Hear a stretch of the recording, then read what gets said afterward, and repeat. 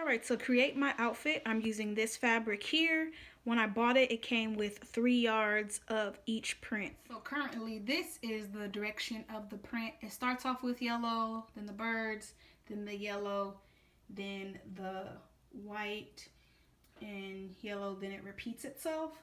But I actually wanted to start off with this fabric since my top is going to be made out of this fabric, and then I wanted to gradually go into the yellow. So now I'm going to determine how much of that I want to cut out and attach at the top, and then I'll show you how I did that. Alright, so I cut out a 7-inch wide piece, and then I made sure that I added a 3/8 of an inch seam allowance on the piece that I'm adding and also on my skirt panel.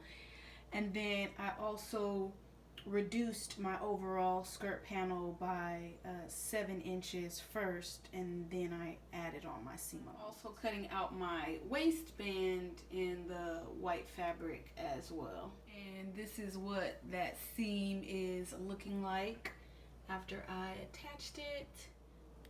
I made sure to give this seam a nice good press on the front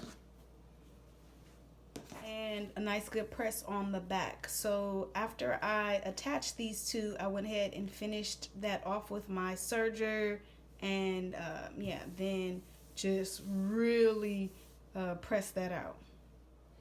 And now I'm just gonna go ahead and sew up my skirt the same exact way. Alright, for my top, I'm using McCall's M7757.